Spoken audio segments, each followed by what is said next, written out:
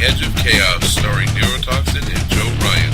Edge of Chaos is a free-flowing discussion occasionally dealing with mature topics.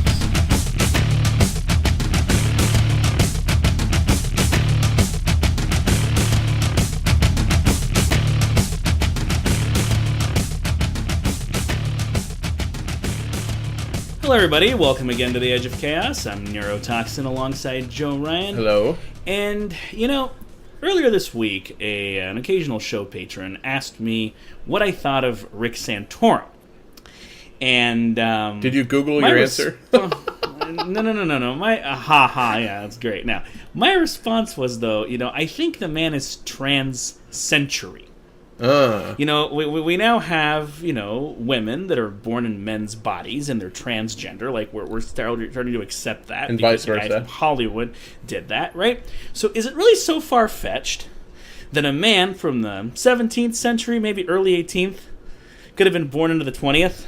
No, I believe that. I think a lot of them vote Republican, but... Well, it's more than just Republican. I think the Republican Party isn't remotely far enough to the right for a lot of them, but, Well, we don't stone whores in the public square anymore, so I know, that. Right? What's the problem? I kind of miss that, don't you?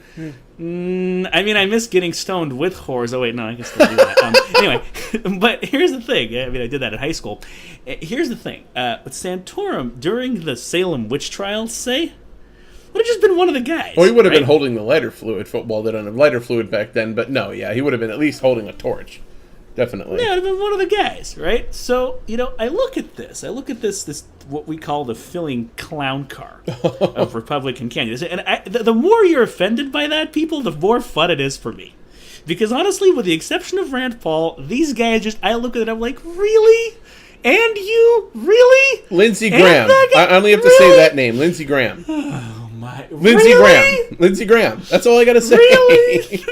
Really? Like I said in our post, he's filling the genteel Southern Belle constituency. Oh, God, yeah. Well, we were talking about I just feel right? like bombing other countries. I don't know. It's just something about it that I just sit on my porch and rocking my chair, and I just think how great it would be to bomb Iran and then to go into Syria. And boy, if you like war, you better vote for me. If you don't, you better not. Yeah, I don't get it. I don't understand it. Please don't ever do that again, Joe. Now. See, you can't even be running for 2 seconds. Who would vote for that guy? I know, but here's the thing. We did a podcast about a month and a half ago on some of the fine choices for president that had been announced then. Yeah. Jeb Bush. He's not even fully announced, even though he basically did anyways. Scott Walker. Marco Rubio. We talked about Ted Cruz and Rand Paul. I look at that lineup now, and I'm just thinking, wow, those guys really aren't looking so bad anymore. Ted Cruz still is. Compared to... Ted Cruz has always been Ted Cruz. As long as you only have one guy like Ted Cruz, it's okay.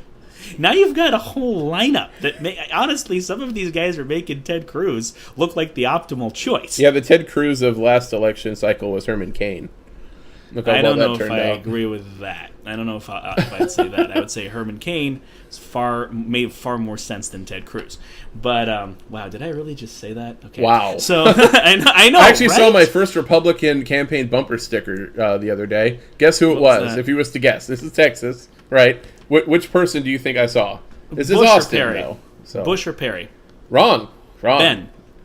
Ben Carson, Dr. Ben Carson. Carson. Yes. Okay. Carson 2016, baby. Oh, yeah. Then, of course, today I saw a Ready for Hillary bumper sticker, so what the fuck, In Texas? It is Austin. So this person wants new windows. Basically, this here is like if a bunch of San Jose people and San Diego people decided to live in Texas together. That's what Austin is, basically, now. No, not San Diego. San Jose and, San Francisco, maybe. Santa Cruz. Well, there's plenty of San Diegans here, but... That is the majority. It seems like all those Silicon Valley types who can't pay $800,000 for a 3-bedroom house, they come here. Right. Okay. Yeah. So anyway, going back to our filling clown car. Okay, I'm looking at this. It really is making 2012 look tame. I mean, in 2012, okay, you have the Republican Party, and we've talked about this multiple times on the show. We've talked about it, on our blog and all that, on our Facebook page, how the Republican Party is very fragmented right now. You know, you have the libertarian contingent, you have the evangelicals, you have the kind of pro-war, pro-security neocons, and you have kind of an establishment mentality, and then you kind of have like this developing like anti-government nutter contingent that isn't really even libertarian anymore. The kind that thought that Jade Helm 15 was literally those guys. Those people that we so love discussing government conspiracies with on our Facebook feed not long ago. Just on a quick aside, you people seek help, please. Discussing is kind of a strong term. You're too crazy and you live too close to me. Please seek help. Let me put it to you this way. I went out to a going away party for a good friend of mine who was actually also moving to Texas, but Houston, last week. And after about 4 or 5 hours of partying, this person, went outside and started discussing things with the asphalt. Oh, boy. So when I think of discussing things with people that believe Jade Helm was some sort of federal conspiracy, that's kind of how it feels. It's like you're discussing things with an inanimate object. That's the kind of feedback you're getting. And you hear these crazy people talk, and it's not so bad living under martial law in a FEMA camp. I have a nice little cubicle. I actually have enough room to do my show. I was allowed to keep a computer, but I can only use the approved Obama net, which is kind of lame. So I actually can't even pull up our own blog or website anymore, but I can still send things out, damn it. So that's free speech in America, right? Good Lord. Okay, I'm kidding. I'm joking. Jeez. Obviously. For you insane people, that was a joke. Yeah, you can just see this. Now we're going to go viral, Joe. Thanks. Now we're going to get 100 hits, and it's all going to be people cutting that piece out and saying, Joe Ryan's been locked in a FEMA camp. Rescue Joe Ryan. Free Joe Ryan. Free Joe Ryan. You can just see it, right? That would be hilarious. Let me explain something to you, Joe.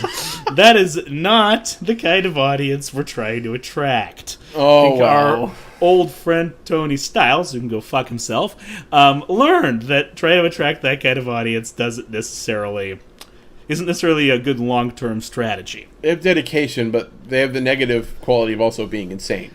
They're very fickle. There's that. They will think you're part of the conspiracy 2 days after they scream that they want to rescue you from the conspiracy. It doesn't work. I am a therapist. I work with crazies or have worked with crazies, and yeah, no, trust me, you can't tame crazy to follow you like that. Speaking of crazy, yes, Mr. Rick Perry once again joined the race, and I would just like to announce to our listeners that, like him, I also am now sporting a pair of I'm Smarter Now glasses.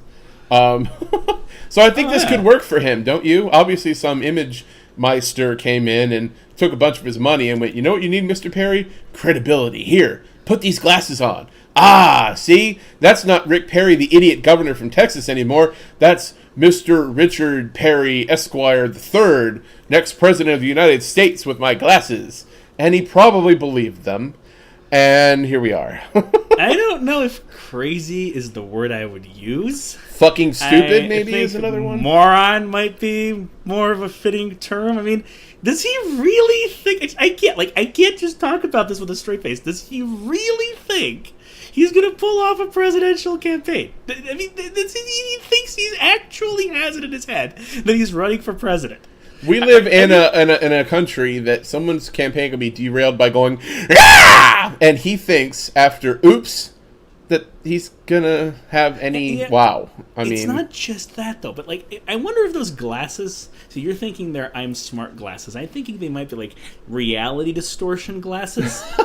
Or he sees things very differently. There's a tint of the White House over top of them, so he sees the White House everywhere he goes. Probably something along those lines. I mean, just if you have that much money laying around that you're going to start an endeavor that is just absolutely doomed to fail before you even start it, fuck, give it to me. Yeah, who's donating to this guy is my question. I can't. But you got to admit, we can't truly have a clown car and a circus act without an actual clown. So, welcome Rick Perry. We've got plenty of actual clowns. Okay, how about Chris Christie? Is he actually running? It looks like he is. I mean, just like Rick Perry, we knew he was running before he announced. He hasn't announced, but it looks like okay, Mr. Christie, you burned a few too many bridges. And he backed one up with traffic to boot. So that's exactly where I was going. Yeah, it just you can't. Like, does he really think he stands a chance? Like, I don't understand the psychology of these guys. I mean, I think maybe that I do, but we'll get into that later. One more. We're probably going to be able to add soon. Bobby Jindal. You know, he's always there. He's just always a perennial candidate that always runs and never wins. So at least with him, it's like, hey, he knows he's not going to win.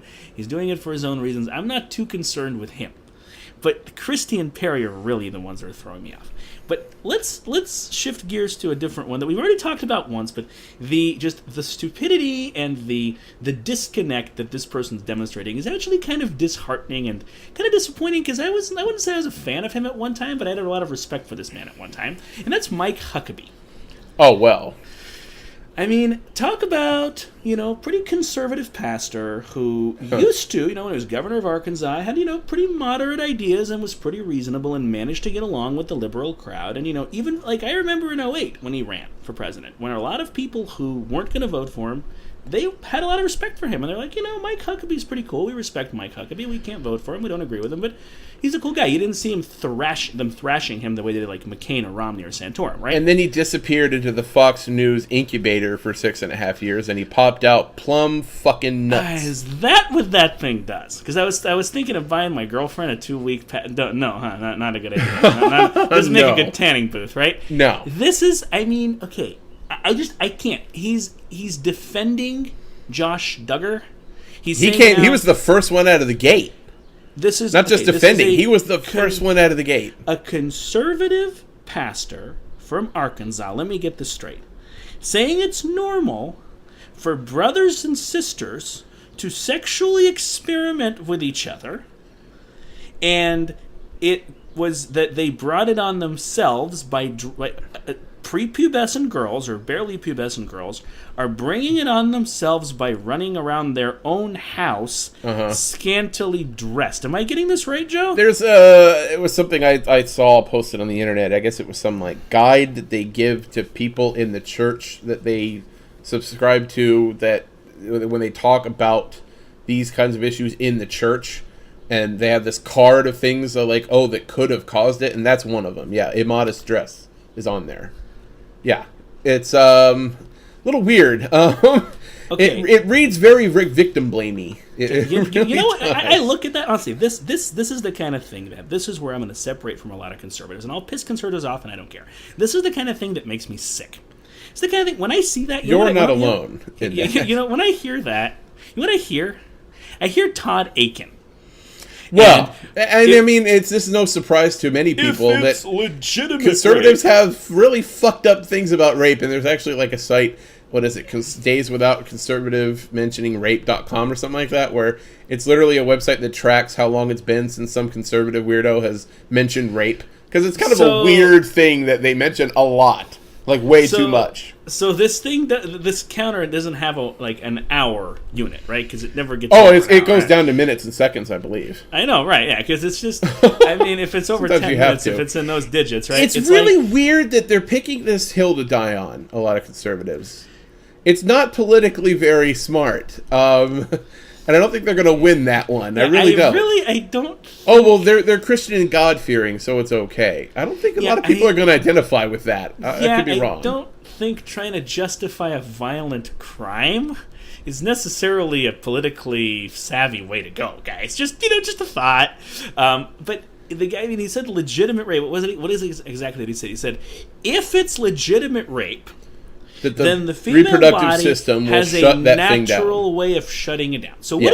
what he really said was that any woman, any rape victim that got pregnant by her rapist she wanted it. Yep. Okay, Todd, bye. You're done. You're out of here. I don't care what you're advocating. You're out. If you're going to say something like that and think you're still going to win an election, I don't care what state you're in. Yeah, if you think you're going to say that and win an election, you don't belong anywhere near politics. You're just plain too dumb. I wanted to get into this theme of like the your team versus my team that politics has kind of turned into, and it reverts us to a very primitive state as humans and as animals, really.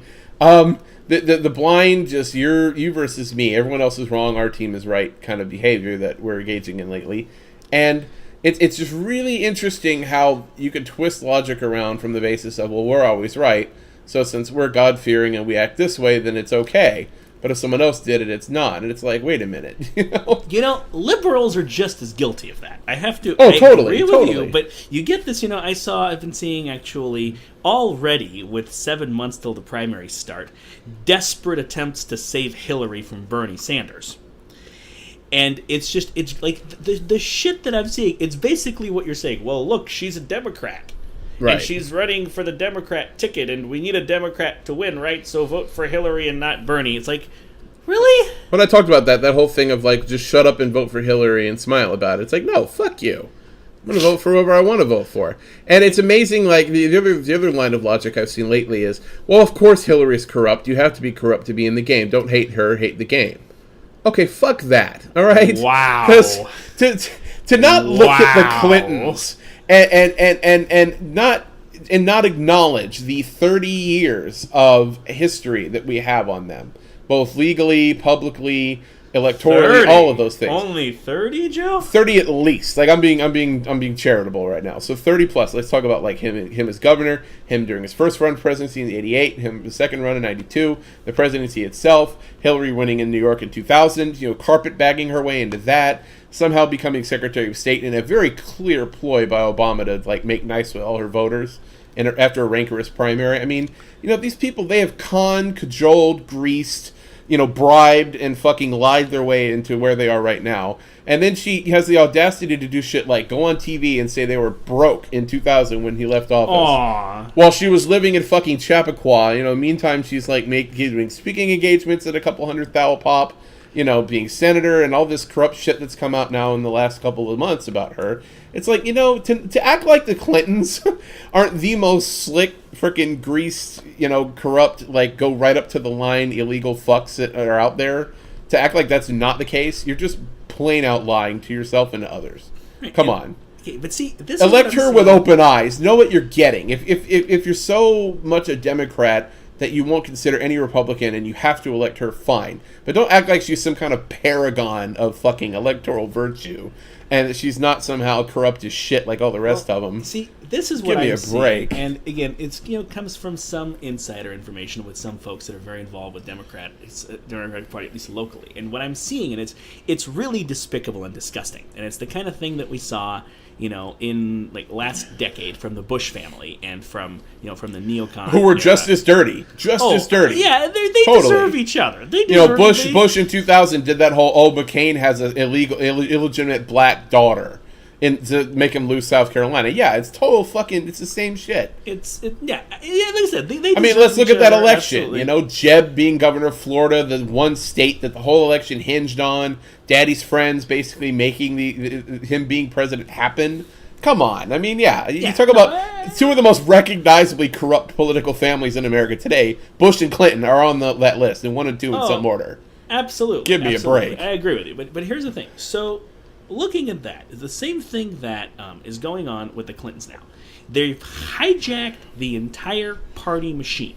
Totally. No one in the party dares to challenge Hillary. I mean, if you think about it, the first 2 people to announce challenges were independents. Lincoln Chafee on the right, Bernie Sanders on the left, and now you've got, Martin O'Malley, Jim Webb, some of these guys actually, now they feel like it's safe to get in there.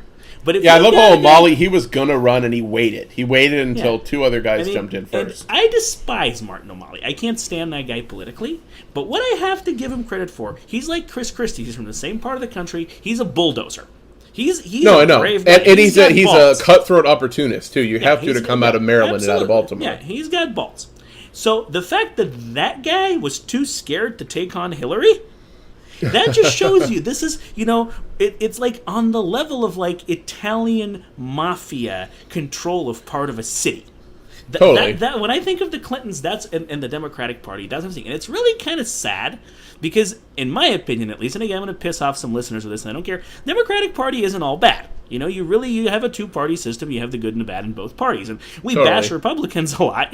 But we can't forget there are good ideas that come out of the Democratic Party. There are well-intentioned liberals. There are intelligent, well-read, educated liberals, and Hillary has just completely shut all those people out of the political process and said, it's going to be me and just me and no one else.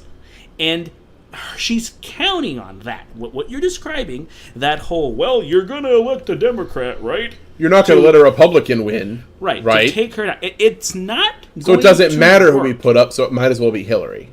That's kind of how it sounds. She's kind of, and honestly, that, above all else, is just what aggravates me about her. Oh, it's totally. This unapproachable arrogance, like, I'm Hillary. So whatever I say, I am the omnipotent. Whatever I say becomes law. Whatever I say becomes fact. How dare you challenge me? And when she goes down in flames, which she will, I will make that prediction right now. Hillary will not be president. Yeah. I will shove everybody's face in it that ever agreed with her. This has got to stop. This politics by intimidation. We need to leave that shit in the last century. That is a very old, like you watch Boardwalk Empire of like some of these riots in the 30s, you know, people busting heads in Chicago and shit. Yeah, this is a very old way of doing things. I mean, it's more subtle behind the scenes shit that they're doing now. But no, yeah, make no mistake about it. The Clintons are bullies. They've always been bullies. Yeah. They always will be bullies. They're connected with the right people, and a lot of them aren't in this country. So, and that's been made clear and made public. Right.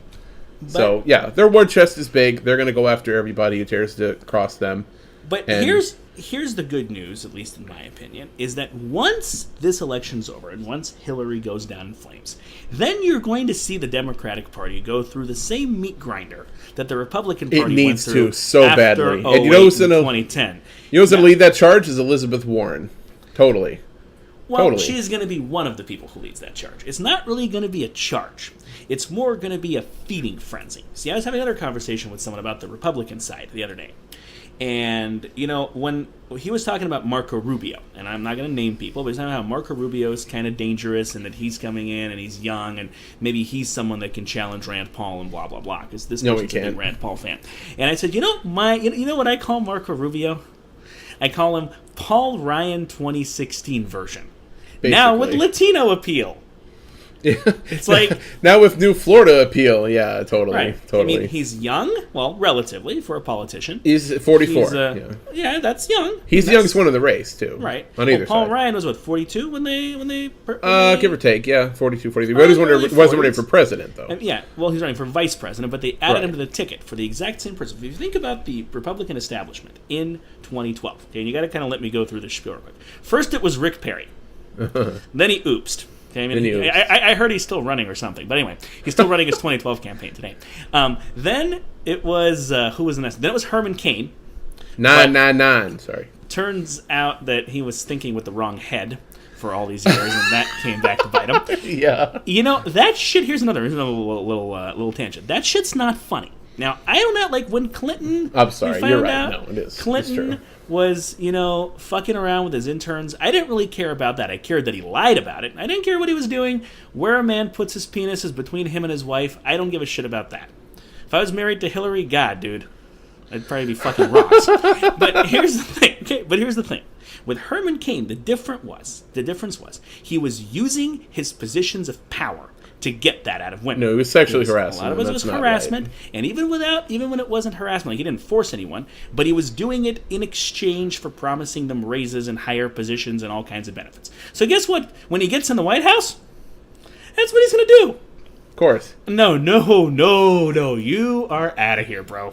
So he deserved to get burned for that. I don't care how many people are like, well, it's character assassination. Yeah, it's a very rational, very rational, but like it's a character trait that matters that he went down for. Oh, totally. It wasn't just some random thing that they picked on. Okay, then it was Newt Gingrich. I mean, really, what do we have to say about Newt Gingrich? Really, guys? No, this is what I have to say. Really, guys, Newt Gingrich? Yeah. Wow.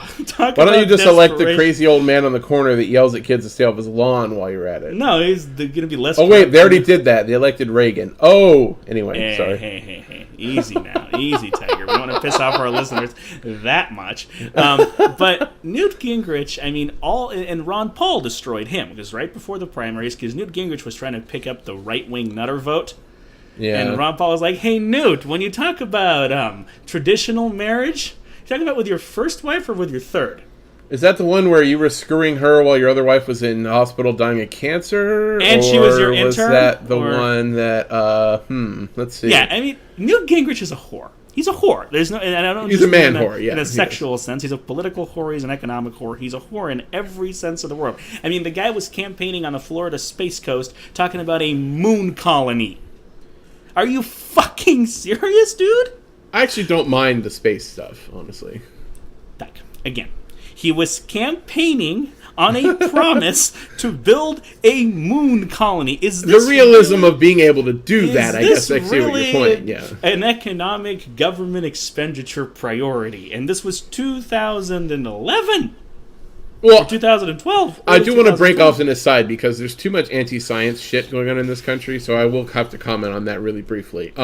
I think that, or where that came from at the time, I remember reading a plan that NASA had kind of put forth that if you want to go to Mars, if you want to do anything more than we're doing now, which they're still planning on going to Mars, the one idea was you have a base on the moon for the express purpose of manufacturing fuel.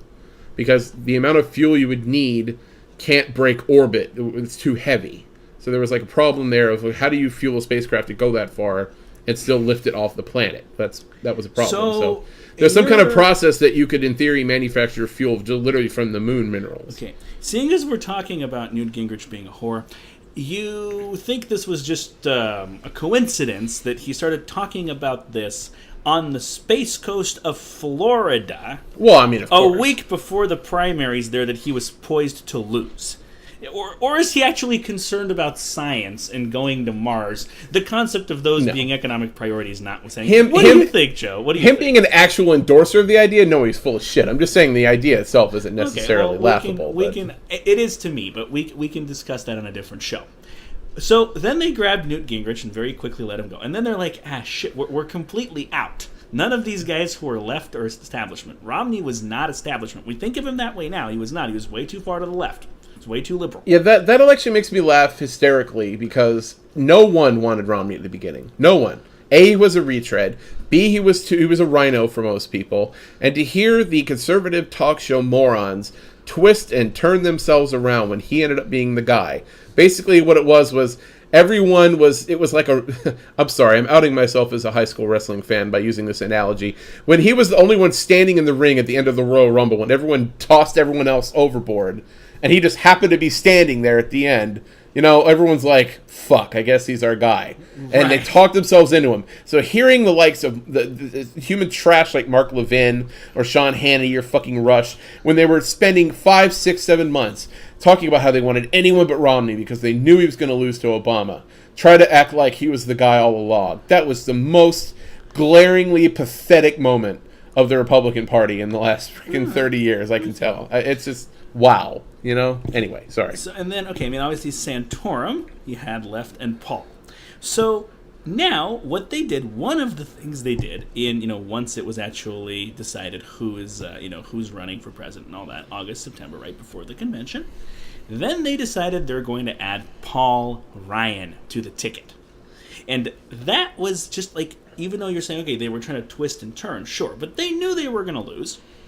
And they said, okay, well, we seem to be having a problem with young people because Ron Paul has really taken away all the conservative youth. They're not really conservative in the way the old people are conservative. They're more libertarian. They're more leave us alone. Imagine that. Right. And they really don't like big government, and they seem to see that Romney is still very much big government. So we need someone young to run with Romney that's going to pick up that crowd. Oh, hey, here's a young guy. He's in his 40s, doesn't look a day over 35. He's buff. He has a nice smile. No one's heard of his policies, right? Let's put him on the ballot. He pays lip service to Tea Party ideals. Right, and there's the one guy, like some intern in the back corner that doesn't kiss ass. He's there because he's actually smart. He's like, all those Ron Paul kids have already done the research and they hate Paul Ryan. Turn on Facebook. That was you, wasn't it? You were the intern. No, I wasn't the intern. I was the guy bashing Paul Ryan, and the guy in charge of me. Hey, shut the fuck up. Okay. Well, look what happened. He couldn't even carry his own Wisconsin. Yeah, I know. So when I look at Marco Rubio today, what I see is that the establishment is already down to that level of desperation. And we're only in June of the previous year. They're done. It's over. Okay? You look at 6 months ago, 5 months ago, they had that meeting where they vetted Jeb Bush, Chris Christie, and Mitt Romney to be the establishment guy. I mean, not exactly a star-studded lineup. It's the guy they all didn't want last time but chose to get behind, the bridge burner guy, and another Bush. Wow.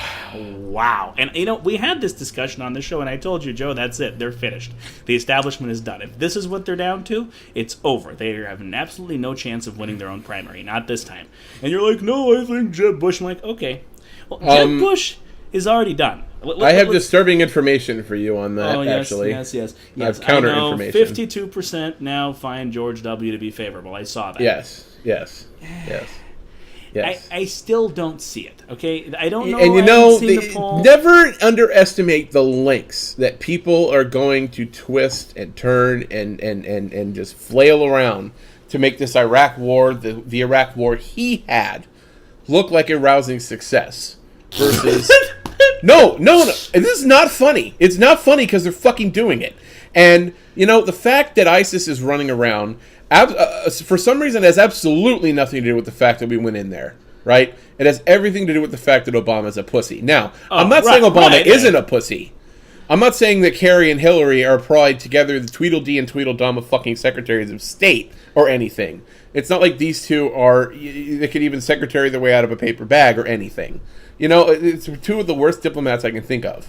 Right. Literally, that we've ever had. I agree. So I'm not saying those things aren't true, but it doesn't mean that somehow this problem sprang from the ground full grown without any involvement from anyone before, like acting like time didn't exist before that. Joe, before 2009 when he took office. It's galling. It's galling. I'm rarely surprised by collective human stupidity, but come on. We went there to nation build in a country that and we no built the longer worst nation. Exists. No, it's right. a country that no longer exists. You have ISIS in the east. You have what's left of Iraq. Basically, it is an Iranian colony in the west. You want to talk about national security? Right. You might as well draw new maps. ISIS. Right. You got Kurdistan over here. You got ISIS and over Kurds, there. Right. Yeah. But you want to talk about a national security threat? Honestly, in my opinion, it's not ISIS. It's the fact that Iran has what's left of Iraq now. To me, that's far scarier.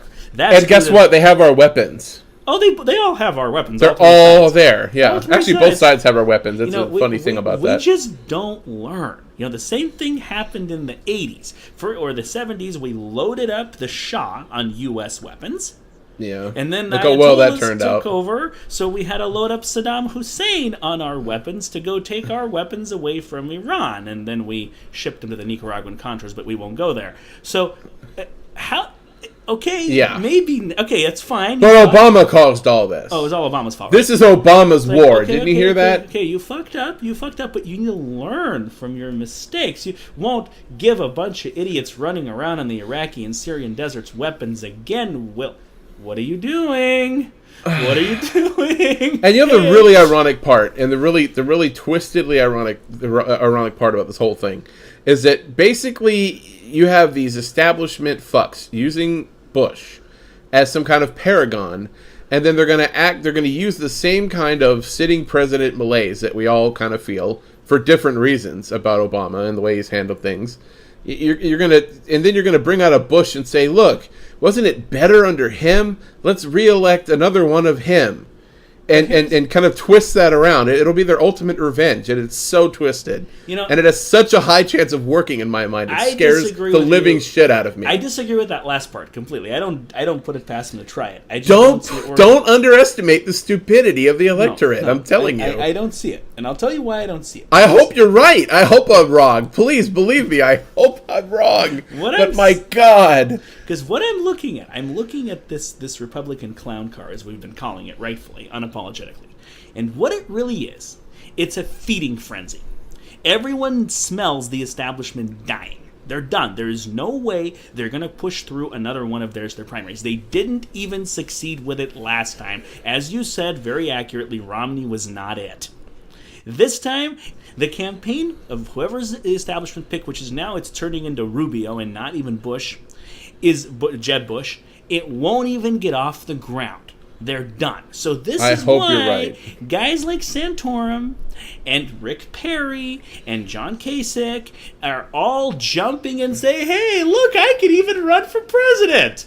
And everyone's like, "Hey, but you know the problem, it's though? pronounced I'm fucking delusional, not I'm running for president." But you know what? It worries me though is I only have to look at the last election. These guys, they're going to all eat each other. And then who's going to be the one left standing? Now, you and I both hope that it's Rand. But no, there's no hope. It's Rand. Never underestimate the stupidity of the electorate. No, that's all I'm saying. I disagree with you completely. It's going to because Rand, you know the disadvantage of Rand? He has the most powerful enemies of any other candidate. That's a good thing. He has the most powerful, moneyed enemies. They're going to be doing nothing but... They basically... All the Republicans have turned around in a circle inward and all pointed their guns at him. He's got everyone coming at him right now. If you're looking for popularity and your enemies, even among Republicans, are people that supported George W. Bush and Newt Gingrich and Rick Perry, you're God. I think that you and I at times overestimate the numbers of people that think along our lines. There are plenty of people that are quite content to go with name recognition only. And here's the problem that I have. Now, I have too many people that I know in my life, right? Americans are overworked. They have no time. They're content to just not analyze things, and all they hear is headlines. Okay, Bernie Sanders. Okay. Now, here's the problem with that. If you only hear headlines, you're convinced that ISIS is coming to get you. That's a real present and actual threat in your life. That when you go out in the world today, ISIS might be around the next corner ready to blow you up. They're hiding They literally under the rock, believe that. Yeah. No, people literally believe that. And when you have that, and then you have Bush come in and, hey, I had this handled. I had this taken care of. And then you've got Rand Paul. I mean, like, this is why Rand Paul has had to endorse fighting them. Because, you know, the dumb animal reaction, the lizard brain reaction, is just, oh, I'm afraid, so I want someone to shoot them.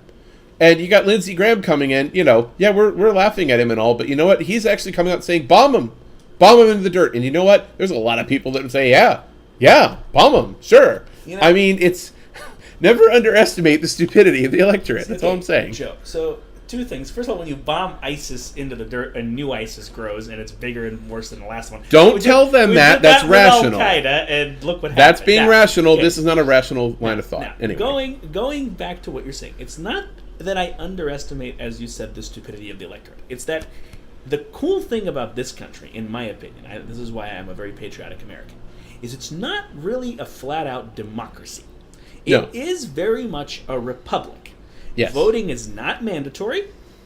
There's the political ignorance and just the level of political detachment and the prevalence of political bystanders, in my opinion, is a good thing.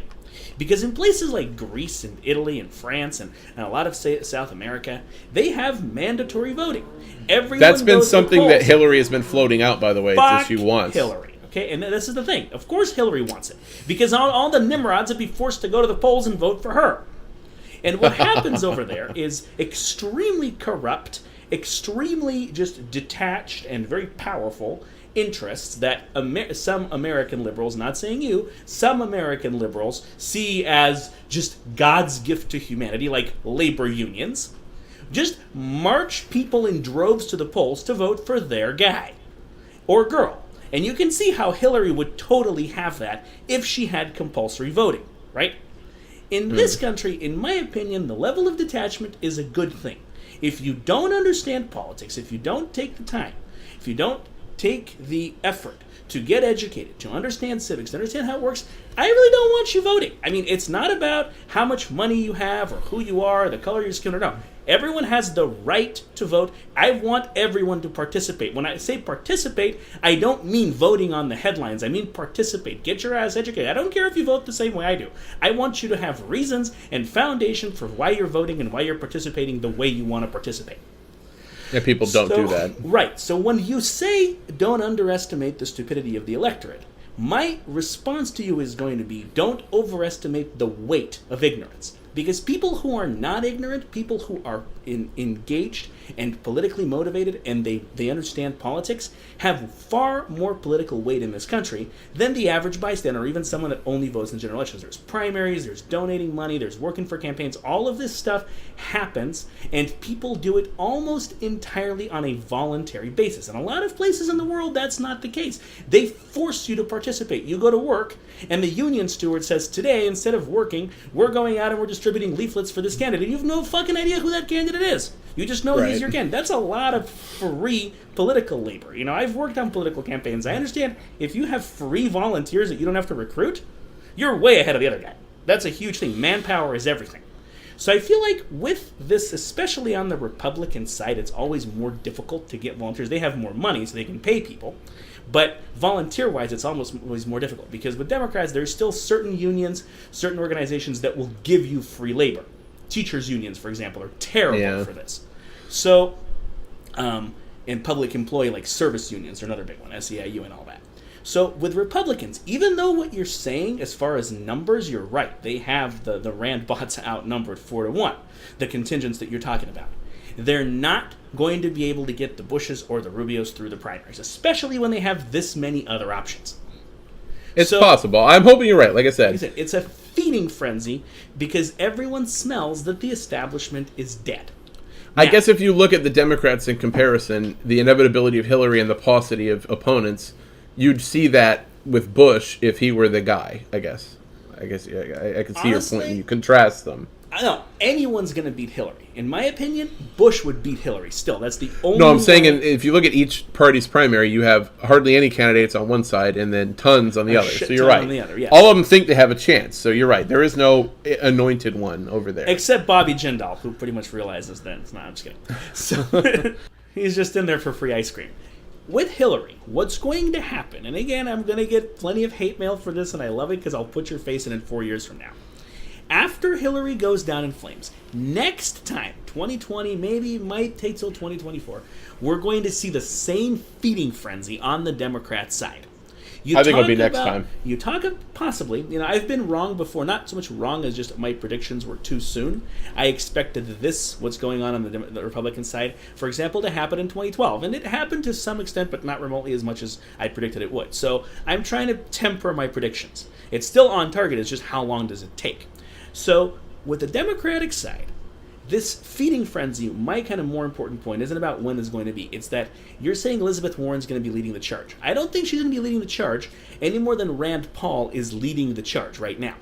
It's going to be a feeding frenzy, just like it's a feeding frenzy on the Republican side. And you're going to have all these Democrats crawling out from under the boards, guys we haven't heard of in 20 years, being like, hey, I'm running for president. And you got, Democrat voters do tend to be younger and be like, huh, who are you?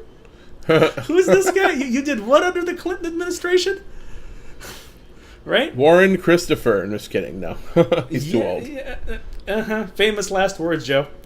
So it's like we're really going to have, plus some of these neocon fucks that recognize the futility now of them in the Republican Party that are still relatively young. The Lincoln Chaffees of the well, mix, Lincoln Chafee is already there. I'm talking more like Chris Christie. The ones who haven't converted, right? Chris Christie would be the next one in my book to go over to the really, other party. Jeb would be too, honestly, but yeah, but Jeb is just so closely tied and associated with the Republican establishment. I can't see it, but Chris Christie, absolutely. Even like maybe John Kasich or some of those. Fiorina. All of these guys. Just, and girls. Just, Bobby Jindal. Well, no, Bobby Jindal is just Bobby Jindal. So this, I feel like now, the reason I'm pretty confident about Rand Paul, it's not so much my support for him that makes me confident about him. Being like, well, you want him to win. Yeah, I do, but that's not the point. He can leech votes from all these different demographics. He can leech votes from evangelicals, and you got at least 3 guys in there: Cruz, Santorum, Huckabee, right? And Rand can still take votes from them. So when they dwindle down, those votes are going to Rand, for example. Okay, maybe not so much the Warhawks, but kind of some of the establishment guys, Perry, Kasich, these guys, they dwindle out of the equation. Some of those votes are going to Rand. Plus, Rand can attract a lot of people that normally would not even vote for the Republicans or in the Republican primary. So that's why I think he's got actually a far more solid foundation than the rest of this clown car, even though the media is not making it look that way right now. We're not talking about Pataki, but maybe that's for a reason, huh? Who? Yeah, exactly. George Pataki I from New know York. who he is. I'm being facetious. A lot of people have to think. I was like, oh yeah, I remember that guy from 8 years ago. He was governor. Yeah, sure. Remember what I said about people that you did what under the Bush administration? Yeah, exactly. Yeah. I think that, by the way, just real quick to respond to the Hillary thing, I think that the Democrats, I think that 2020 will be the feeding frenzy because it'll be the knee-jerk reaction to this inevitability bullshit, that she was the chosen one and she failed.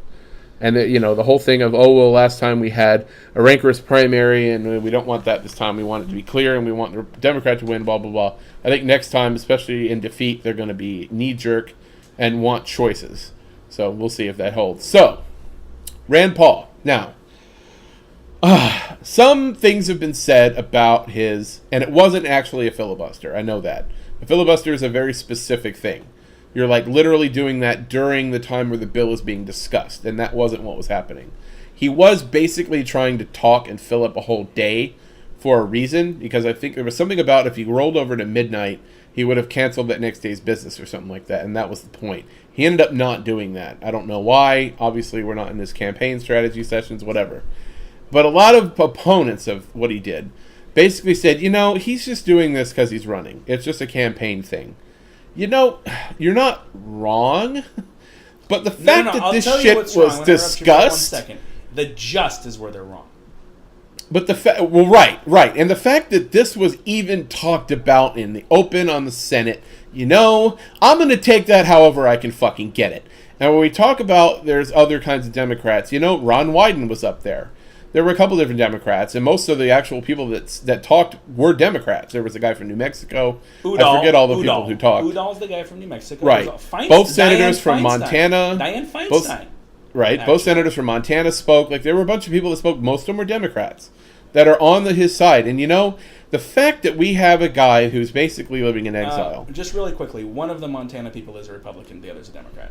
Go on. Correct. The fact that it took a guy basically giving up his freedom in America to expose to the light of day all this bullshit that was going on, that the government has since had to lie about, basically bald-faced, act like it wasn't happening.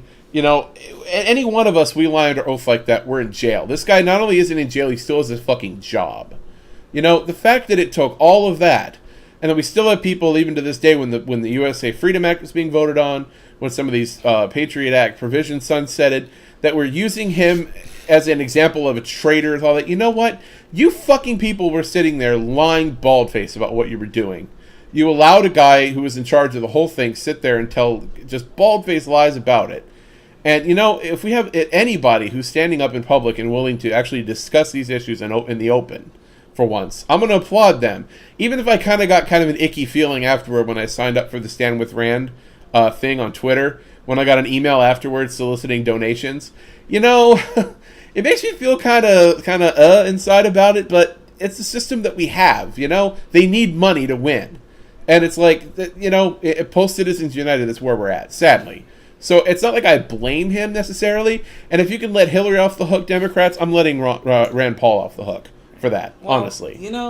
There was a very good, in my opinion, very, very well-positioned, well-educated, well-spoken Republican candidate last time, in 2012. His name was Buddy Roemer. I remember him. Yeah, you do, but I don't think anyone else does. And this guy had a policy that he would not accept more than $100 per contributor. And no one really Ask yourself why nobody heard of him. Yeah. Who is this guy? Now, he's pretty, if you read up on his policies, he's actually pretty cool. He's pretty libertarian, but he's like a moderate, thinking libertarian that doesn't want to do anything too quickly. Kind of like Gary Johnson, just, not quite as outspoken. And this guy, no one heard of this guy. So you're telling Rand, all you idiots on the left, desperately looking for ways not to support Rand, are telling yourselves, oh, Rand, if he were really lived up to his, if he lived up to what he's saying, if he lived up to his belief of being against the system, then he wouldn't be campaigning and asking for money. Well, Buddy Roemer's your guy. Have you heard of him? Meanwhile, Hillary is raising billions from offshore foundations, and that's somehow acceptable because she's Hillary. Yeah, some of the same people, talking about how it was grandstand with Rand, not stand with Rand. This shit needs to be talked about, and you guys can make your jokes all you want, but the guy's running for president, and you can't expect him not to mention it. Now, I get that you feel a little off about it. I do too, but that's where we are in America today. It is. I don't feel off. I have to accept that. I don't feel off about it at all, personally. I like the Citizens United ruling. Yeah, bring on the hate mail, bring on the hate mail. I love it. I think it's a good thing because I think that specifically is one of the biggest thorns in the sides of both party establishments. Any rich person can now basically have their own candidate. And when you get 15 candidates, the money really does start to matter less. Because now they actually have to compete for votes, because everyone has money. You're leveling that playing field. You don't level it by setting regulatory limits on how much any one person can donate, because now the guy that has the starting capital to get more donations is going to win. And that's what's happened every single time, in recent history until we had the Citizens United ruling. I mean, the Citizens United ruling overturned part of the McCain-Feingold Act. So all you progressive idiots with your starry eyes thinking, Citizens United was a bad thing because this act was supposed to bring, political accountability and, political, just make government more transparent and get money out of government. It was proposed by John McCain. Do you want to continue One this of the Keating conversation? Jesus, I can't. One of the Keating Five. Let's not forget that. I can't take this seriously. I don't get how anyone genuinely believes that laws restricting campaign finance can actually work. Yeah, they're a good idea. They're well-intentioned, and everyone wants to argue this, wants to argue intentions. You point them to outcomes, and they kind of shut up and crawl away. I don't like it, but here's the thing. Here's the odd thing that happened on the. I don't like gravity either, Joe. But you don't see me trying to jump out of my window and trying to fly, right? A funny thing happened on the way to corruption, though, because what happened before was you would have candidates just keep these things in the shadows. They were still getting tons of dark money. Don't get me wrong. It almost seems like, if anything, now it's pushed the fact that the process is corrupt from top to bottom out into the open, and now it's being discussed publicly.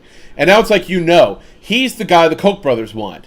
He's the guy Sheldon Adelson wants. It's funny. We never used to know who was pulling the strings before. It's not like Sheldon Adelson just started picking candidates. Oh, yeah. I'm sure he was. The guy's 80-something years old. You don't think that he did that? He's had money for a long time. You don't think he did that before? No, he did. 100% with so you. Oddly enough, it actually did make things more transparent having the thing we have now. I still don't know how I feel about the whole thing. I think the fact that money's such an inexorable part of it, it's disgusting, but I don't know how we can fix that. It just seems it's so intertwined with the system that we have. When you and Bernie Sanders come up with a way to fix it, then I'll be voting for you guys. Until then, I'm sticking with Rand.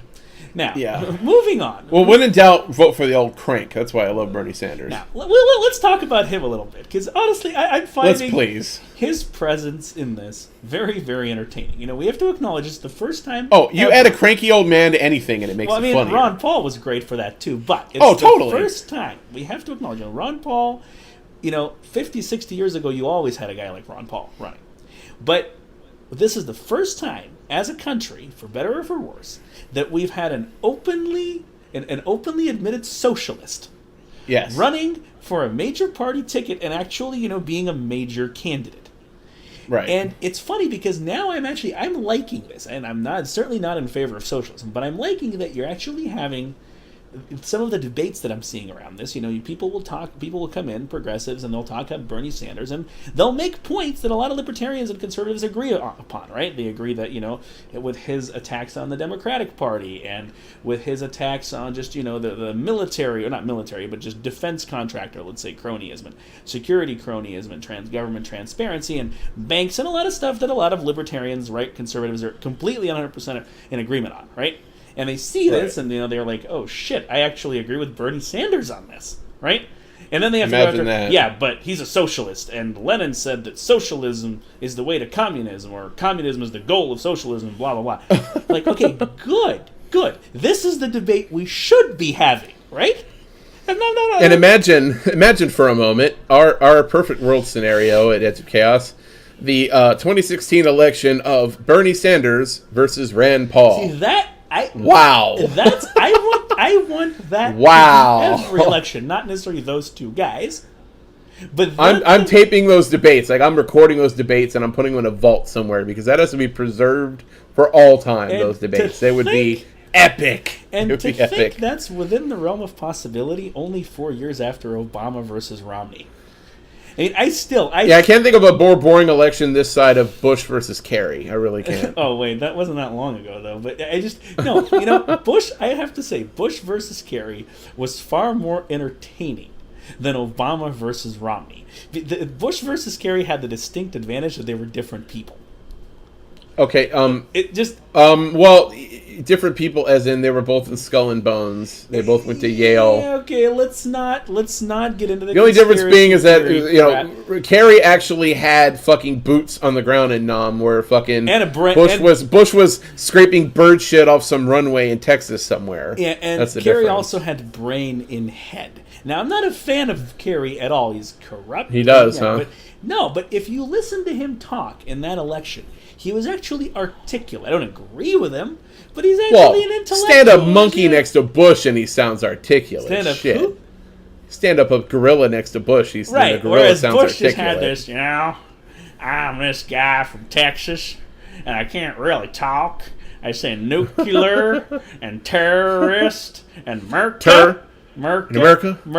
So that I found that context. How low we sunk. Oh, he seems so smart. He can string together sentences in the English language. Wow, yeah, he's okay. Well, jeez. You had this intellectual, from Massachusetts with this just pompous assholery of I know everything and you don't know anything, which is kind of what Hillary is. Of course, that went down in flames in this country, that guy right? versus just the shit kicker cowboy from Texas. It's like the two things that are wrong with this country, right there on the pedestal. Hey! Hi, you're not.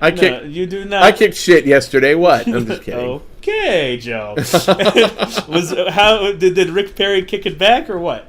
So let's just say too that Bush is from Texas, like I'm from Texas. All right.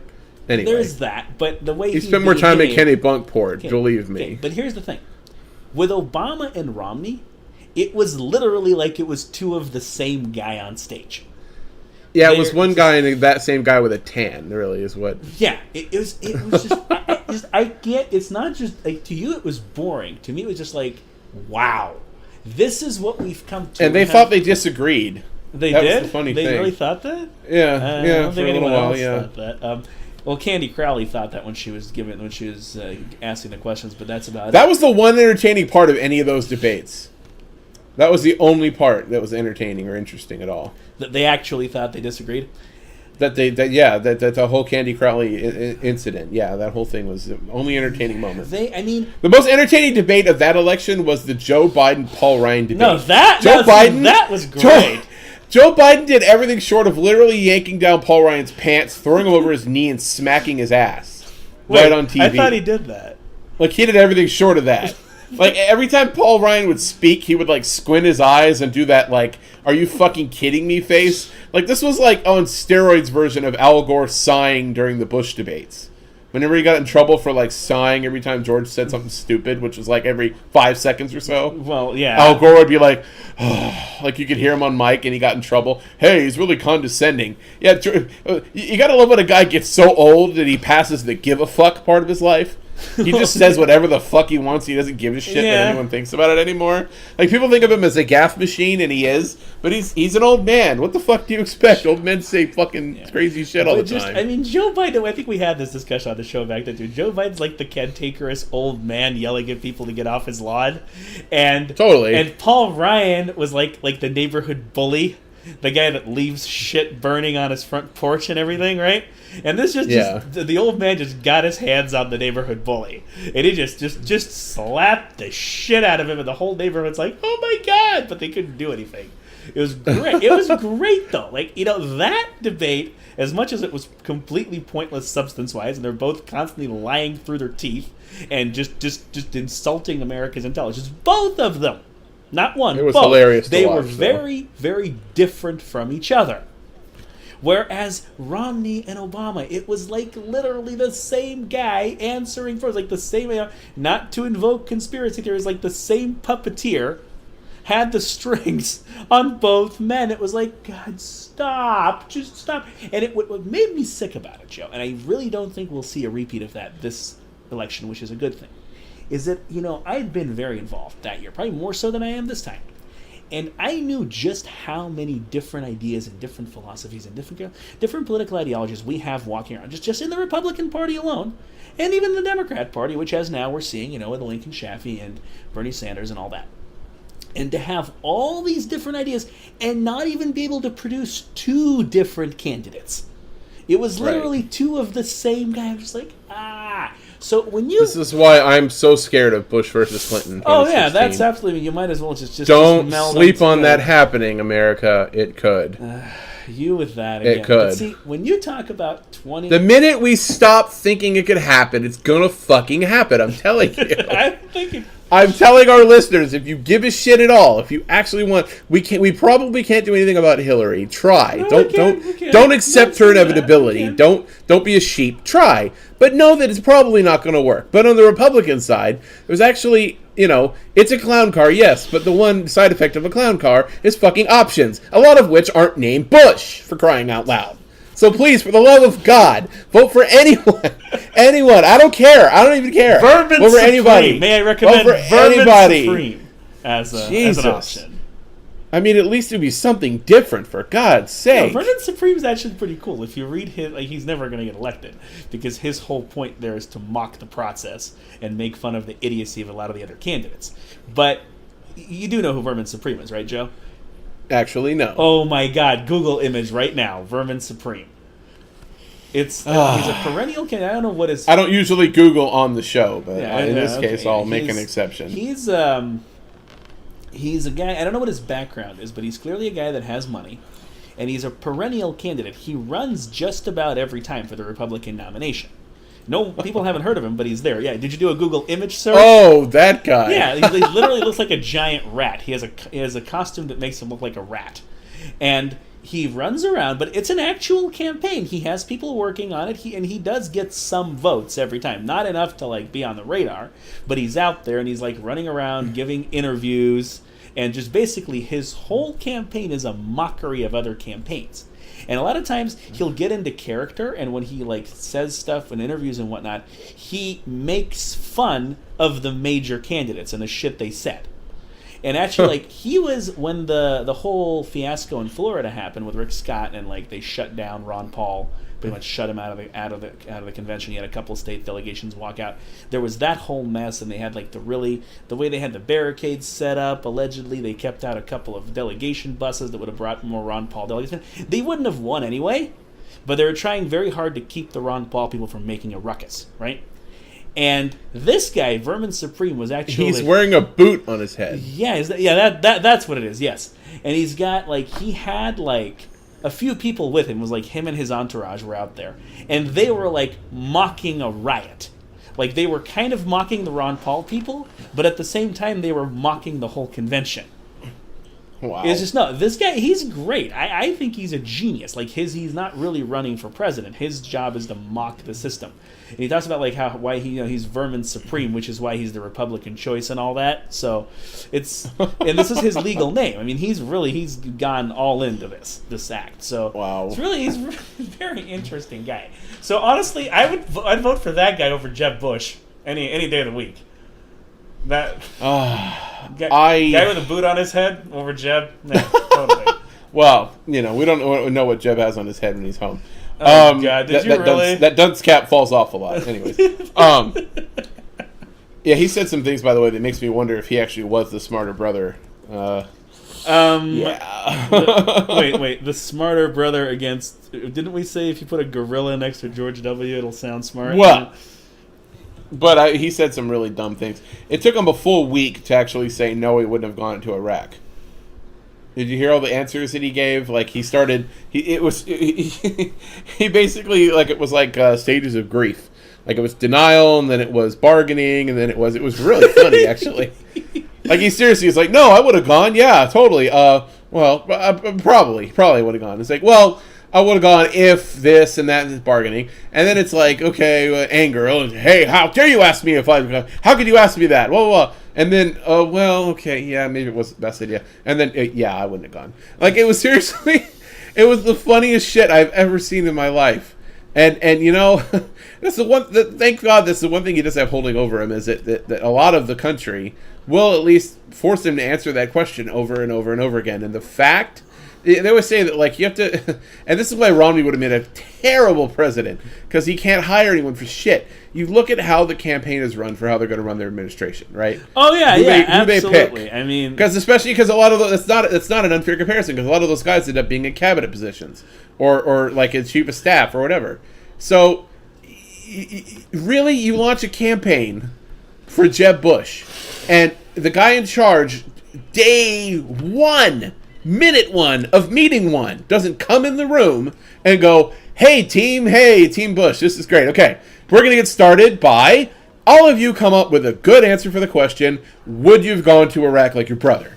Now, you're going to be on that, and you're going to be on that. Basically, all of you are fucking on that. And until you get an answer for that that's going to work, no one does anything else. All right? No one leaves the room to go take a piss until you do that. They didn't do that. They didn't do that. Wow. That's all you need to know. That's all you need to know. Yeah, I'm with you 100%. When I was watching Romney, and I was God. telling a few conservative friends of mine that were kind of grudgingly planning to vote for him because he was the only one left, and they were against Obama, saying, "Look, this guy is surrounded by idiots." Okay, that's not a good sign. What is it? The Etch-a-Sketch guy. I'm sorry, right, I'm going to tell you right now. Guy. If I'm ever running for like a local city council seat, and you're running my campaign, and you tell anyone, anything that compares me to an Etch-a-Sketch, I'm firing you that day. And I've known you since we're 15. Like, if you do that on a presidential campaign and you still have your job 5 minutes later, that candidate's done. Because these are the kinds of people he's going to appoint to his cabinet. You're absolutely on target. Right. So, really, it's going to make the Bush Jr. cabinet look like a fucking Mensa meeting. Totally. This is scary because now we're not even talking about politics. We're talking about management incompetence. Now, let's face it, look at how well that worked out for Obama, not knowing who to hire for things. Obama, I think a lot of it was just inexperience. I mean, honestly, his campaign people, they compared to Romney's, they were brilliant. David Axelrod. They actually knew what they were doing, yeah. They weren't great, but, they Axelrod and Pluff actually knew what they were doing. They were decent, right? But notice that neither of them has a cabinet position, right? No. His cabinet, I feel like with Obama, you hit the nail on the head with this again. After he got elected, a big problem with him, because, he gets blamed a lot for how he turned around a lot of his progressive positions after he got elected. Even Rand Paul has said that he liked candidate Obama a lot more than he liked President Obama. But the thing is, look at who he appointed to his cabinet. I'm talking about the first time around, not the second. Hillary. Tim Geithner. Oh, there's a brilliant choice. Basically the guy who was the bagman of Hank Paulson's robbery of the U.S. Treasury. I am putting out an ad in the paper. I'm hiring foxes to watch my hen house. Anybody? The gopher who worked the phones and greased the wheels to allow the U.S. government to transfer $1.5 trillion right into the pockets of all his fucking Goldman buddies and the likes of Jamie Dimon. Yeah. That guy. That's the guy who's going to reform everything, right? Right. Wow. Eric Holder. Anyone say Chicago mob lawyer? It's just that's almost. It's like if you had a renowned bank robber in charge of the Treasury, and then you had his old sidekick elected as his successor. I mean, that's exactly what happened. Rahm Emanuel. Let's not forget that guy was originally in the Obama administration. He left. Yeah, a guy who then carpet bags his way back into Chicago and then gets elected mayor. Chicago. Come on. Wow. It's Chicago. It doesn't get much more corrupt than Chicago. But do residency rules matter? I mean, I really have to ask that. Honestly. You got Scott Brown running for a fucking Massachusetts senator and then New Hampshire. You get Hillary. She spends the last 8 years in Washington, and yet she's going to run for Senate out of New York. And win. What the fuck? And win. And then you have fucking Rahm going back. And literally, he went to court to change the rule. Remember, he had to go to court to even get on the ballot. Yep. So, what a skunk. What a slime bag. I hear you. But here's the thing. Here's my thing. So with Obama, a lot of the problems I feel that Obama had, he literally, there's a lot of yelling about how he was too inexperienced, but he really was. He got in there. Yes, he was. He surrounded himself with all these old establishment crooks who just basically just took the entire economy and put it in their pockets for the first 4 years or so. Sebelius is another one.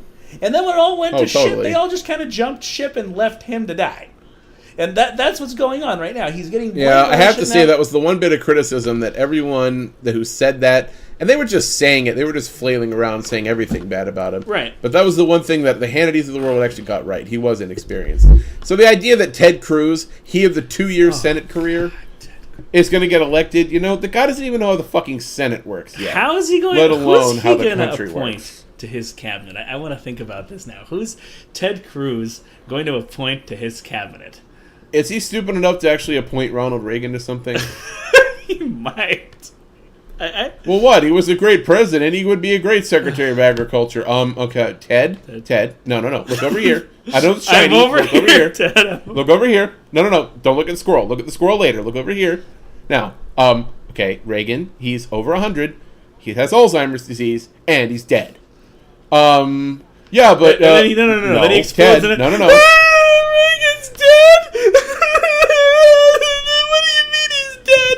No, he's not dead. Like stomping his feet and shit, like a little kid. Because he is a child. He told a Joe Biden joke the other day while the guy's mourning his son.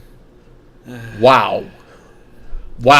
Okay, so... Now, I don't think Joe Biden is above being joked about either, but give the guy a couple of fucking days to bury his kid.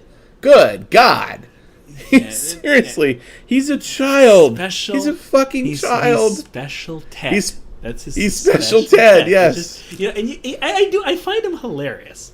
And honestly, like position-wise, I still agree with him on quite a few things. But he can't function. I don't know how he even is able to get up in the morning and put his pants on without help. Looking at that guy, I'm like, dude, how are you even? I don't get it. But so anyway, but while we're on that topic, Jeb Bush and who he might appoint to his cabinet.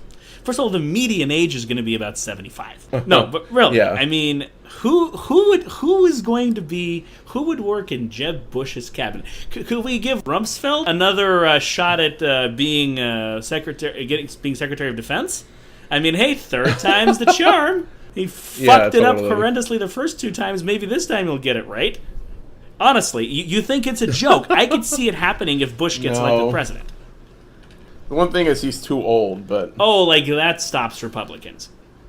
So... Well... that's the thing. Of course, that's the known. We have to look at the unknown. Unknown? The unknown or the known unknown? Who is the unknown of Jeb Bush's presidential campaign? Maybe his brother Marvin? Any kind of brains? Maybe his brother Marvin? Does he have another brother? There is Marvin? another. No, that's another. I know there's a third Bush. I don't think his name is Marvin. No, that's the fourth. There's a third Bush. His name is Neil. There's George. All right, I knew about Jeb Neil, and Neil, yeah. And there's a fourth one named Marvin, but he's like the one in the family that they keep out in the barn. He's the one that they're ashamed of. If you're having a dinner party at the Bush house, they send him over to his uncle's for the night. He's that guy. Huh. Yeah, he's. I'm not sure exactly what the deal is with him, but he's had a lot of issues. He's the unsuccessful Bush. So, right. And he actually gave a couple of very candid interviews toward the end of Bush's presidency, talking about how George was, as a kid and all that, growing up with him as an older brother. He's one of the younger brothers. And he's an idiot. He's dumber than a box of rocks. But he's actually, far more honest than the other Bushes. He doesn't have anyone coaching him how to lie and look, acceptable to the American public. So it's actually very interesting. You should look him up, Marvin Bush.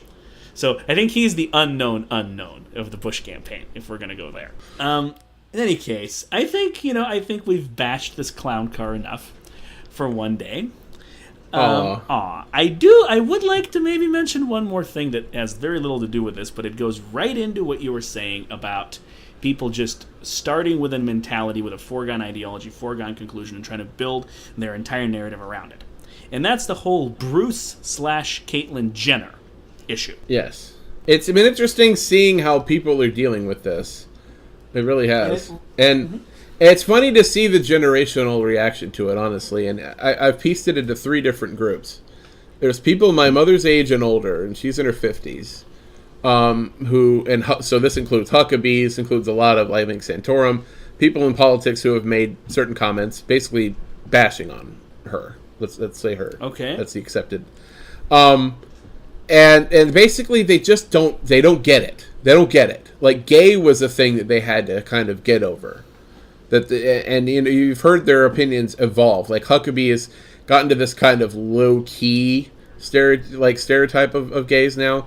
Well, whatever, they're going to do it. I think they're going to hell, but whatever, I'm not going to do anything about it. That kind of inert, soft kind of anti-gayness now. That's they've gotten just to the side of acceptability Santorum now. put down the torch and just lit a match instead. They can't literally call for them to be, thrown, burned at the stake or whatever anymore. So they've gotten to this kind of part where, but you see, but people like my mom especially, she grew up with Bruce Jenner, the athlete, the man's man, Olympian, so she's a woman, so there was like maybe a bit of a crush element to that, and now he is now she. So it's just, it kind of fucks with her head.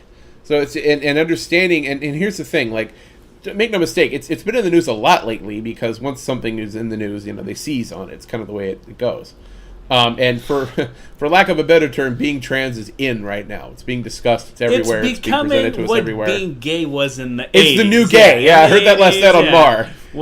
Trans is the new gay. Gay is just normal as fuck now. Nobody cares that you're gay. Who cares? Right. Whatever. You're gay. You're gay. That's great. Get back to work. But yeah. Now it's the new gay. But so you see people of a certain age grappling with it, like, because they don't get it. Gay took them long enough, right?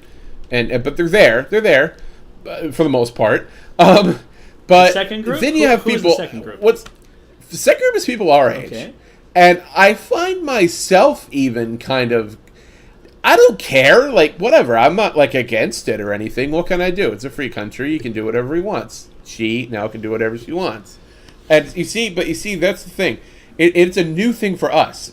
Saying it's the new gay, we're dealing with this now. I feel like as a generation, just the same way as people were dealing with gay 20, 30 years ago. That it was a thing that was never talked about, and now all of a sudden it's everywhere. And you see a lot of people like our age and a little older kind of grappling with it, like, geez, And the reason being is because I think the one difference to draw is being gay is way more common. Like, if you just look at numbers, being trans is a very fringe thing when you look at it just by sheer numbers. It really is. I think the other issue is there's kind of almost people feel like there's a deception element. Like, I feel like one thing we had to get over really as a country or even like as a society, with like including Europe and all, with gays, is like, if you're a straight man, not every gay man wants to have sex with you. Like, I feel like once straight men get that through their heads, okay, he's gay, that doesn't mean he's gonna like come on to you or try to like force they're not rapists. Yeah, just no, he's gay, that means he's going after other men, which means Yeah. there's more women left for you. So just chill out, relax. And the whole thing, and you heard about this even in the 90s, was this whole notion of recruitment. That they're trying to this idea that you can turn gays both the here and back. It was even like you have the evil side of it, which is the church pray you gay away places. And then you've got kind of the comedic side of it in popular culture, where you have an episode of Seinfeld where Elaine is dating is a beard for a gay man. Right. And she tries to like get him on their team, and this whole thing of it being a team, and the fact that there might be an element of, the word was choice. How people started to accept gays is, well, if that's their choice, whatever. And that whole notion started going away. Right. And now it's unacceptable to call it a choice. Where I was going with that, I hear absolutely what you're saying. Where I was going with that is with transgender. I feel like a similar fear comes through specifically with a lot of men. I don't mean to be misogynist, but it's reality. I feel like men have more discomfort with this than women. I've seen that. They see a man turn into a woman, and we have plastic surgery and cosmetic medicine has been able to do very amazing convincing. things. You would never know that it was a guy. You would that she was a guy. I wondered honestly how many people maybe saw that Vanity Fair cover from a distance at a grocery store, didn't really know what it was, aren't as in on the news or what's going on, and maybe for half a second we're like, "Oh, she's not bad looking," and then picked up the magazine. and went, no, like that's still honestly. They had to run to. I'm not trying to be offensive. I'm just. And let's be honest. There are plenty of people out there. They had to run to church and pray their gay away at that point. But completely, here's the thing. Completely. Right, but here's the thing. So that I feel like is a big deal for people. For a lot of people, even our age, is they're worried essentially that they're going to get tricked into thinking that transgender women were born women, and it just upsets the whole like concept of gender being a concrete thing that doesn't change, etc.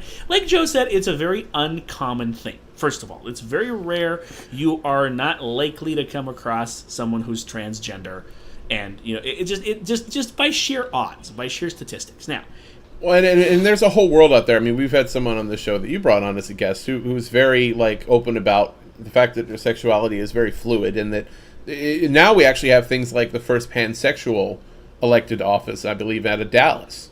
Things are starting to change. So this idea of, okay, now there was men, there was women, and those gender roles have been set for a long, long time. And when we say long, we mean thousands of years. And then you have, okay, straight, and you have gay.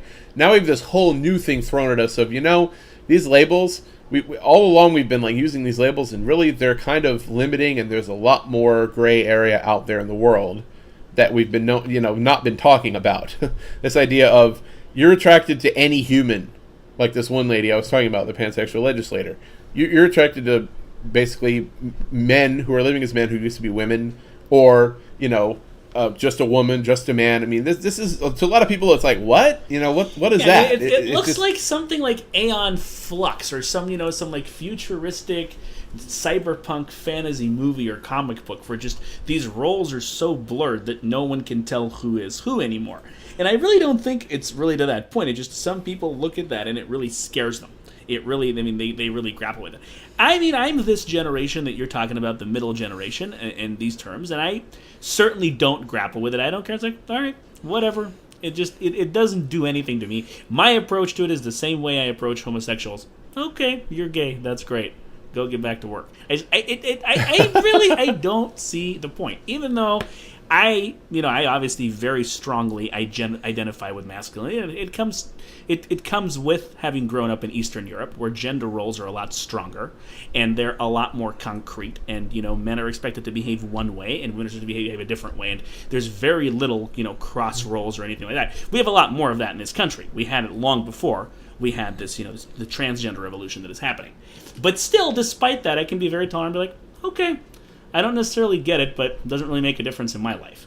So I'm supposing where you were going to go with the third generation is the youngsters who are like, oh, yay! Oh, praise you, Caitlyn. Good job. You're free now to do what you want. I mean, that's where I'm with millennials. I'm supposing that's where you're going. They next. Totally embrace it, and that's fine. I think the one thing that I found a little weird that I'm kind of having trouble with is just how people react to it. Like, there was something mentioned on the Bill Maher Overtime segment last night of, oh, well, should trans people be in the military?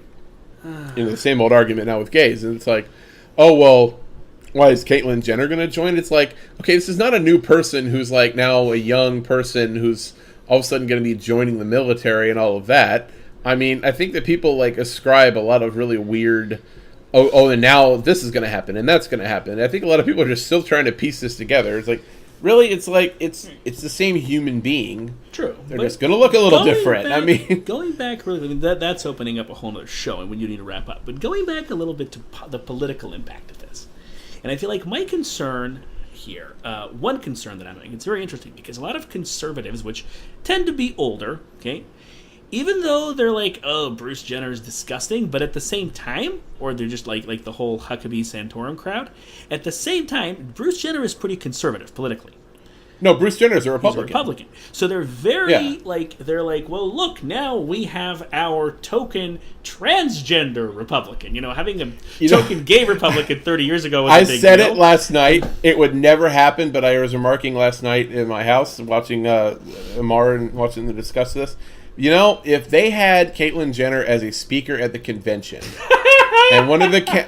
seriously, the kind of media frenzy that is already happening with this, and the one thing that makes me uncomfortable with this whole thing is how all of this she's making the reveal and all that of herself, which is great, but she's doing it for money. Make no mistake, Right. So, this is going to make a lot of money. This is part of the Kardashian machine. There's that. And, it's just been kind of, it almost seems like from the comments that she's made, it was just kind of been in the works for some time. It was sort of using that popularity as a springboard to do this. And so, honestly, make no mistake, it is about money, but it is also about exposure.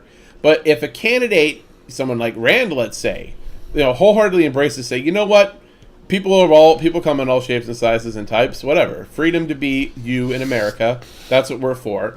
And did that, believe me, they would grab a lot of voters who are otherwise not paying attention to politics at all. Would also alienate a lot of conservative voters for him, and that's exactly the response I got. But if it's someone like Rand who's already an enemy of a lot of those people anyhow, what does it matter? No, I don't think that Rand is. I think that he's an enemy of a lot of people that they might vote for, but they would vote for Rand if those people dropped out. Whereas if he did that, they might not. So I don't know from a strategic perspective that would be a good idea for him.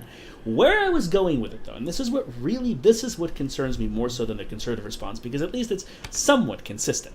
Like, well, we don't agree with this, we don't appreciate this, but we respect Bruce, Caitlyn, and he's still one of ours. What really sickens me has been sickening me is the liberal response. That's been saying, well, it's Caitlyn Jenner is still a Republican. So how are you going to be transgender and not support homosexuals and not support other transgenders and not support minorities by being a Republican? I was like, so being a Republican now automatically makes you a bigot. That's what that argument is saying, right? And there's zero foundation. I drill these people and they have nothing. And they're picking on Ben Carson and Herman Cain for this reason. Oh, they're coconuts and they're black. But they're probably like, I don't agree with Herman Cain or Ben Carson on a whole lot politically. But you can't just say that because they're black, they can't hold those political views. And you can't accuse them of race treason, or I guess in Bruce Jenner's case, transgender treason. I'm not sure what you call that, right? But minority treason because they're voting the way that you don't appreciate them voting. Here's a fun little statistic according to Geo Proud, is 1/3 of homosexuals in this country now identify as either Republican or leaning Republican. That's it. That monopoly is over. You're done. The Democratic Party cannot say it's now the advocate party of the homosexuals. And I feel like... And of course, Hillary fancies herself that, even though her position on gay marriage has just evolved along with everyone else's over the years. It's like, well, I can tell you, I think we've talked about this once before, but I can tell you why that is. Because unlike being an ethnic minority or a racial minority, no one has to know you're homosexual. It's good that people are out of the closet, and I encourage them to be out of the closet. And honestly, surgery is so good. If you had surgery and moved to somewhere else, no one necessarily knows you're trans too, either. But I'm just talking about homosexuals right now. So a lot of homosexuals are white men from middle-class families who are people of means. And yes, they've struggled a lot with the fact that they're homosexual and with the stigmas and all that. And for this reason, they're relatively socially liberal. At the same time, they make good money. They're in the top, say 20, 30% economically of this country. They don't appreciate the Democrats constantly going after their wallet. And this is why they identify as Republican. That doesn't mean they're with, Rick Santorum on wanting to burn them at the stake. That's just Democrats and, let's say, traditional modern liberals looking at them and wanting to pigeonhole Republicans as all being like Rick Santorum. Because if you don't do that, they have no counter-argument. They can't counter anything Rand Paul says, or even someone like Rob Portman or Chris Christie, who are relatively liberal when it comes to those kinds of issues. Their economic positions suck ass, but let's face it, they are not calling for any, conversion therapy or whatever else. So I feel like with Caitlyn Jenner, this is what we're seeing now. We're seeing already the same backlash from the left. That's even though, you would think they would celebrate someone that's lived most of their life as a man, was an athlete, has been a celebrity and all that, now has had the courage to do this and come out as transgender and all that. Now they're bashing her. They're bashing her. Why? Because she's a Republican. This is what we've come to as a country, people? And that's the your team and my team thing. Exactly what I was trying to say with that. So, it's the same reason they'd vote for Hillary, Joe. Because she's a Democrat. Yeah. Right. I can't. But it's there. It's reality, and it's a reality we really need to get past, which is why... Break out of your team mentality, people. Go for issues. Why these... Research. These intrapartisan feeding frenzies make me happy because they're bringing an end to it. So, there you go. I think we're good. I'm Neurotoxin. Thank you for listening. I'm Joe Ryan.